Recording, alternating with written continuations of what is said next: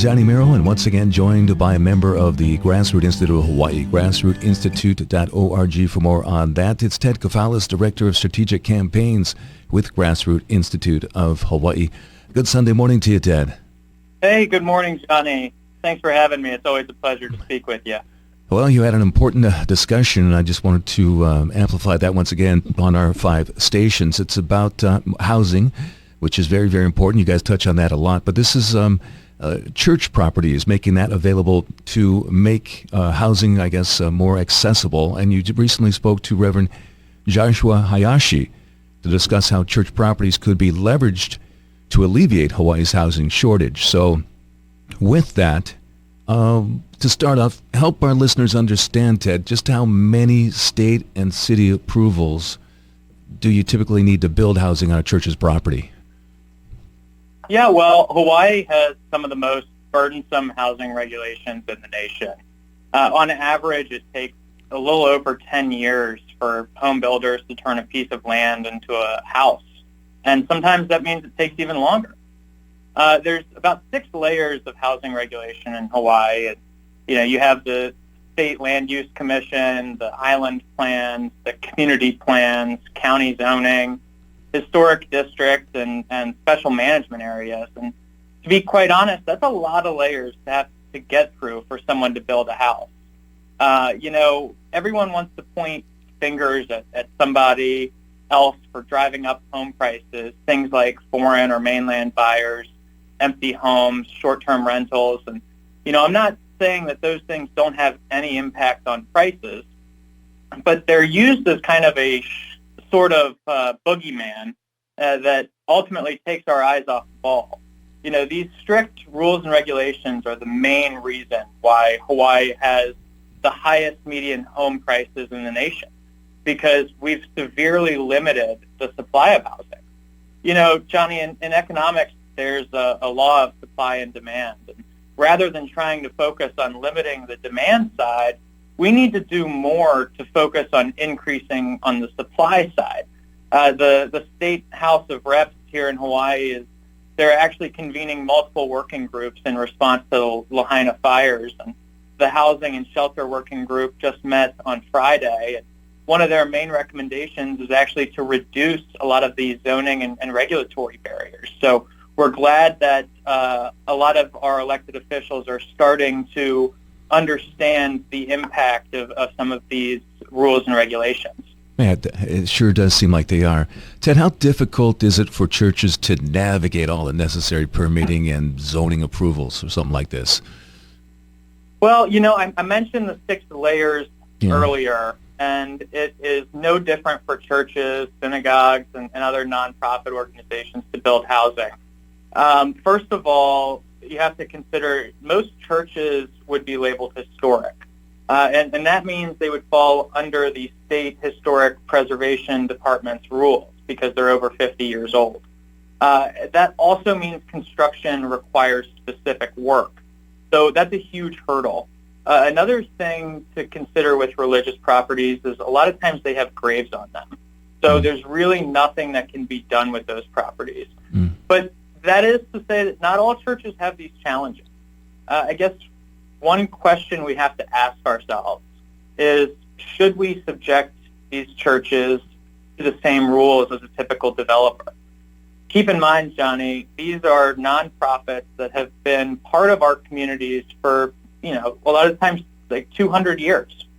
These are our neighbors. They're right now just saying, hey, we want to offer and help. We want to offer affordable housing. And right now we're looking at them and saying, well, get in line. This kind of housing is different.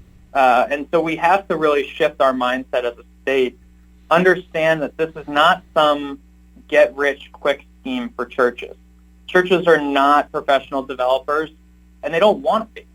Unfortunately, our current regulatory system is set up to kind of assume the worst out of any home builders, and that can sometimes make it feel impossible for someone that isn't a professional to navigate because of all the confusing legalese that may not, that a lot of regular people may not understand.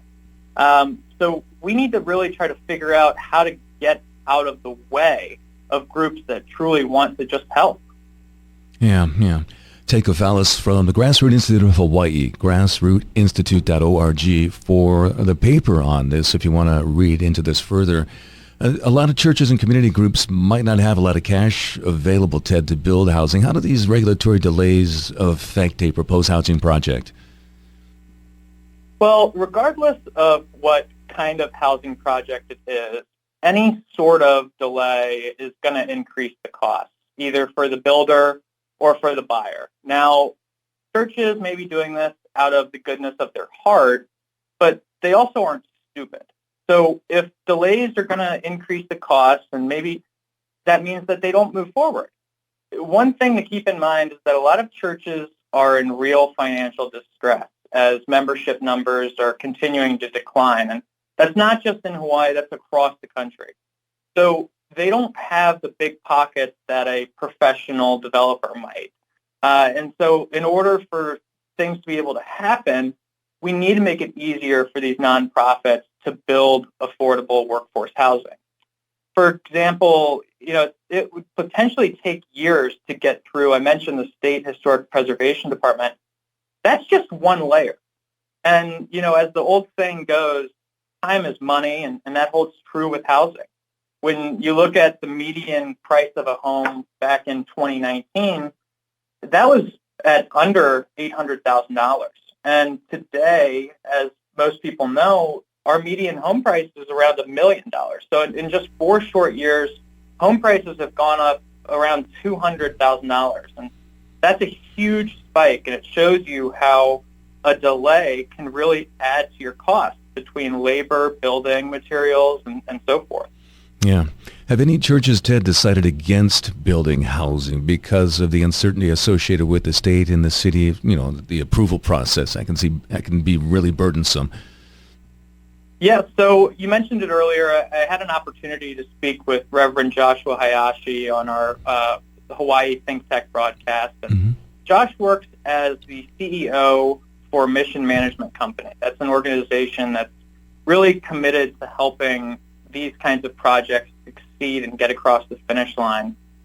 Josh confirmed that this was a problem for some of his clients. I mean, for example, there was a project in Waipahu that because the church wants to retain ownership of the property and not necessarily do a lease, it would have taken 6 or 7 years just to go through the regulatory process. So as a result, a lot of times churches will look at that timeline and they're forced to say, we can't do that because we won't be able to see it to fruition. As I mentioned earlier, it usually takes about 10 years. So that 6 or 7 years is actually an accelerated timeline. But even then, the church said, we can't do it because we won't last. There's another church in Kailua that has a very similar story.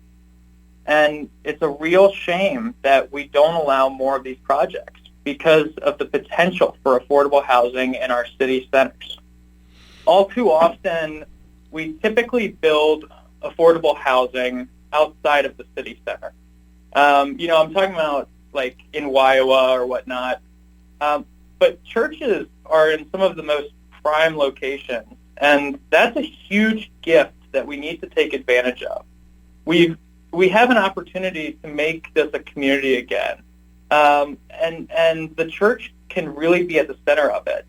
And I mention churches a lot here, Johnny, but this isn't just for churches. This is something that can help schools. It can help healthcare facilities, hospitals. We need more teachers, nurses, people that can help our communities. And so what better way than helping facilitate more affordable workforce housing for these people? Yeah, and surprising, we're getting an example of what we want to do here, potentially in California, from the governor, Gavin Newsom, who recently signed a Yes in God's Backyard. That was signed into law. Now, can you give a breakdown on what that actually does? Sure. So back in October, California legislators passed what has become known as Yes in God's Backyard bill, and that essentially streamlines the state's permitting and zoning laws to just make it a little bit easier for religious and higher educational organizations and institutes to build homes on lands that they own. Essentially, the bill ensures that churches and nonprofit colleges can build this sort of affordable housing on their land without having to go through an expensive or difficult rezoning process. As we know here in Hawaii, a lot of times these projects get held up at these different layers, and that's what ends up stalling a project and increasing costs. The bill in California also rezones properties so that it makes sure you don't have to go through all of these layers anymore. You don't have these local political processes that can be abused by what we call NIMBYs, the not in my backyard crowd, that oftentimes will come out and stop a lot of these affordable housing projects. In California, this bill, I think they estimated that it's going to free up about 170,000 acres of land that now can be used for affordable, low-cost housing. But I do want to stress, this isn't the only thing California did. They enacted a few other recent housing reforms in the state, things like allowing up to 4 homes on a single-family zoned lot. They also are allowing the construction of more ADUs that can be used as rentals. All of these kind of reforms really reflect a growing acceptance of what we're calling the yes in my backyard philosophy, or YIMBY, as opposed to the NIMBYs and the not in my backyard folks. And it's really encouraging to see California pass this law. It shows that legislators around the country are starting to recognize that permitting barriers, zoning regulations, and whatnot are some of the chief contributors to the housing crisis, no matter where you live. But I do kind of want to ask that if we recognize that these are barriers, why are we limiting these reforms to only nonprofits? I think it would have a much greater impact by opening it up to all property owners. But shy of going that far, I understand that that's a giant leap. So we should at least look at liberalizing some of our zoning and adopting by right permitting. And some of your listeners may ask, well, what does that look like? Well, to start, we should get rid of single-family zoning, get rid of parking requirements, minimum lot sizes, and floor area ratios. We also need to allow more apartments, duplexes, condos, and whatnot. We're not going to be able to solve our housing crisis building single-family home by single-family home. We have to diversify the types of homes we're going to build if we want to solve this. Director of Strategic Campaigns, Ted Kafalis from Grassroots Institute of Hawaii, joining us this morning and breaking down once again, an issue with housing, but church property is being talked about to be utilized to help alleviate that in some way. In Hawaii, there was a similar bill proposed last year to the one I guess we just discussed about California that would have allowed religious nonprofits, healthcare facilities, and schools to build housing on their property by right, which you just talked about. It made it through the House but stalled in the Senate. Now, what kind of objections did it face, Ted? So the bill you're referring to, I think, was HB 814, and that would have essentially done the same thing as California's Yes in God's Backyard. It would have allowed nonprofit churches, schools, and it even expanded to healthcare providers to build housing on land that they own. There was certainly some mixed reactions, which is to be expected when a bill is first introduced. Sadly, Hawaii legislators rarely pass a bill on its first attempt for whatever reason. Yeah. But I know that with this particular bill, there were some concerns about the large amount of land that the LDS and Catholic churches own. But again, and I don't want to speak for them, but I highly doubt that these churches want to be in charge of building the next Times Square. That's not financially responsible for their members. And so I think we have to be serious here and give these nonprofits opportunities to step up to the plate and help make a dent in our housing crisis. They've been pillars of our communities, and it's strange to me that we're not giving them the benefit of the doubt when it comes to housing. Now, Ted, is this solely a state issue, or can the counties do something about this? Are they attempting to do something about this? Oh, yeah. I think the counties certainly could and should be key in this sort of reform. But unfortunately, they have not really taken the lead, as I was alluding to earlier. And so that's why the state really needs to insert itself. I mean, there are like 5 or 6 projects right now that would be able to break ground pretty immediately, but they are sitting and stuck in the permitting process. I mentioned it earlier, but similar to the State Historic Preservation Department, the counties also have a Cultural Resources Commission. And so those are 2 of the regulatory entities that take probably the most time to get through. Unfortunately, both the Preservation Department and the Planning Department a lot of times don't want these churches to build housing because then it won't look like that same historic building.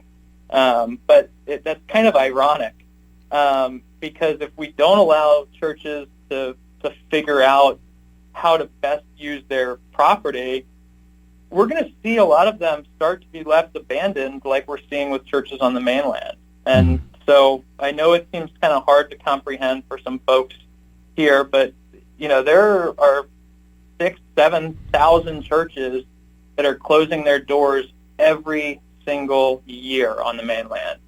And that's going to continue to happen as membership numbers dwindle.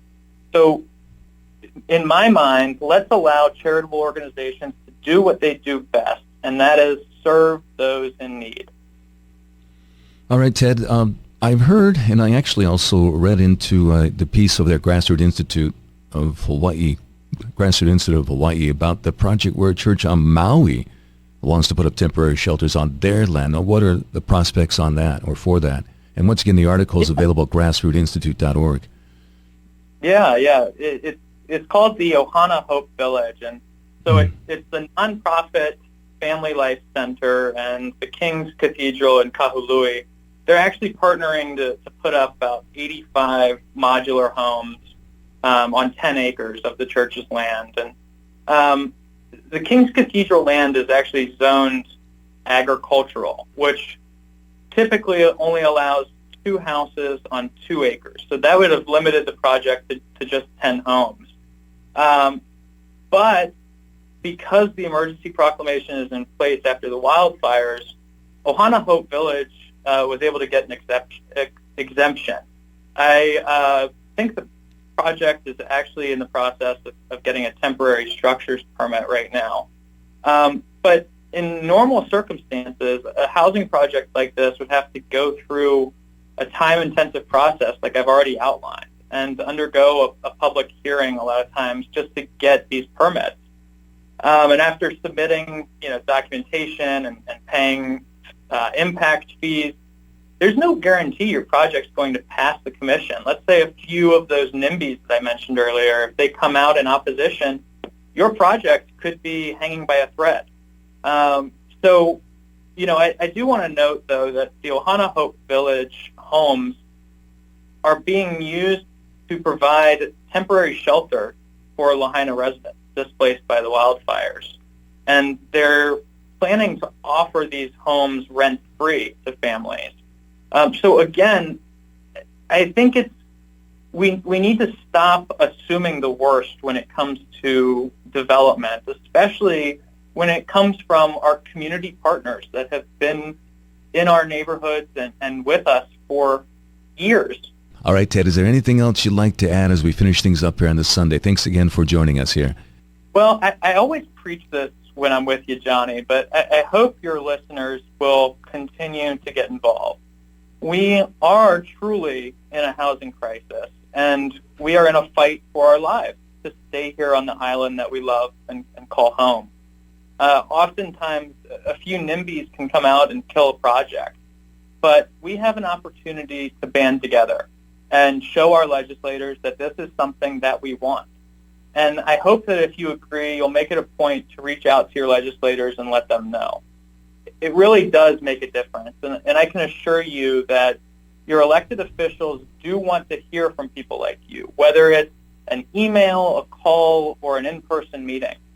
Now, if you aren't sure of how to stay up to date with everything that's happening, I would encourage you to sign up for our weekly newsletter by going on our website. Johnny, you mentioned it earlier, but it's grassrootinstitute.org, and that's grassrootinstitute.org. And you can also, when you go there, you'll find the conversation, I should say, that he had with Reverend Hayashi on this. Hayashi on a mission to help Hawaii churches provide housing, and also he has the one up there, Maui Can Take the Lead in Yes and God's Backyard Housing. It's under the heading Housing, Land Use and Zoning, Housing, Land Use and Zoning. Great reads right there, very informative, and always available for you at grassrootinstitute.org. Well, Ted, once again, a really enlightening discussion. I hope to be speaking with you soon about something of importance just like this. Enjoy the rest of your Sunday and appreciate you spending some time with us. All right. Thank you, Johnny, as always. Have a good one. Aloha.